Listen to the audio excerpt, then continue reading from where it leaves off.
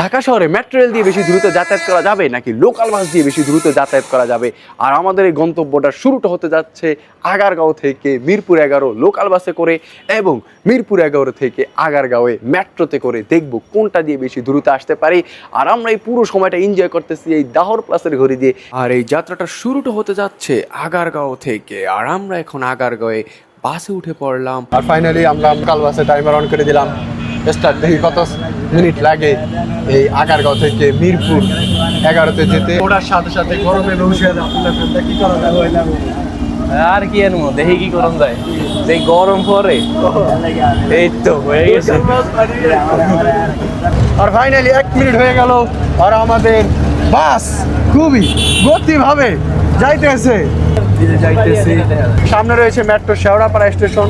আর আমরা দেখবো এক স্টেশন থেকে আগারগাঁও থেকে বাসে করে শেওড়াপাড়া স্টেশনে এই যে কাছাকাছি চলে এসেছে। আসতে সময় লাগছে প্রায় 4 মিনিটের মতো। আর আমরা কিন্তু 14 মিনিটে 10 নম্বর মেট্রো স্টেশনে চলে এসেছি। তাহলে কি লোকাল বাস কি এগিয়ে আছে? মোটামুটি ভালোই, কম সময় আসছে। আর আজকে জ্যাম অনেকটা কম, এই জন্য বাসও ভালোভাবে টানতে আছে। আর লোকাল বাসে হলো অনেক গরম, মানে খুবই সমস্যা, কিন্তু আর ধুলাবালি আর টাকা খুবই অল্প, খরচ খুবই অল্প। আর সিট কোয়ালিটি গুলো কিরকম? সিট কোয়ালিটি পুরাই বাজে, ময়লা ধুলা। সব থেকে বিরক্তিকর যানবাহন বলতে হয় ঢাকার ভিতরে তাহলে আছে লোকাল বাস। এর উপরে বিরক্তিকর কোনো যানবাহন নাই। এবং আমরা এই বাসে যানবাহনের সময় কিন্তু ঘড়ি দেখতে হয়।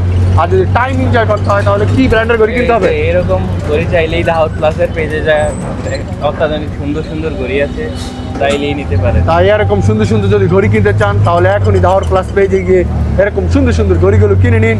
আর প্রায় 21 মিনিট হয়ে গেছে আর আমাদের সামনেই হলো সেই মিরপুর 11 স্টেশন। অবশেষে 24 মিনিট সময় লেগেছে আগারগাঁও থেকে মিরপুর 11 আসতে বাসে করে, লোকাল বাসে করে। কেমন হলো?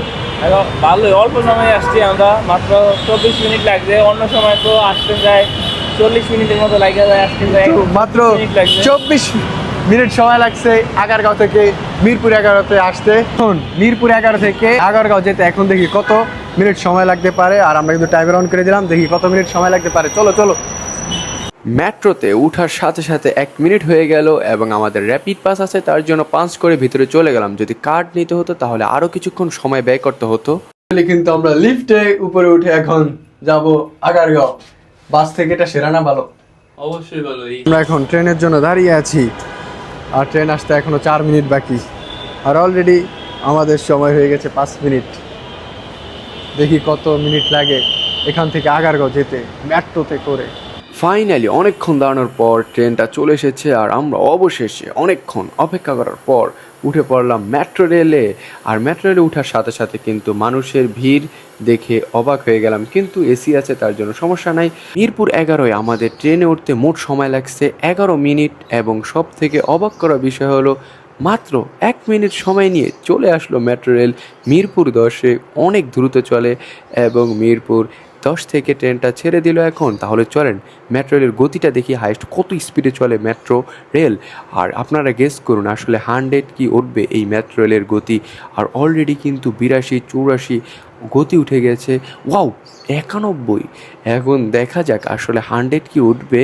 আর ম্যাক্সিমাম দেখাচ্ছে 91, দেখা যাক 92। আর ফাইনালি কিন্তু আমরা ম্যাক্সিমাম স্পিড পেয়ে গেলাম 92।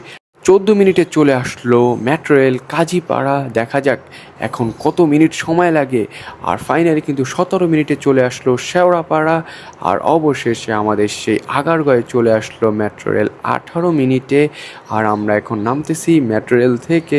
আর অবশেষে সব মিলিয়ে 19 মিনিট সময় লেগেছে আমরা এই আগারগাঁওয়ে আসছি। মিরপুর 11 থেকে আগারগাঁও আসা পর্যন্ত আমাদের মোট সময় লাগছে 19 মিনিট। একেবারে স্টেশন থেকে ওঠা থেকে একেবারে এই পর্যন্ত 19 মিনিট সময় লাগছে।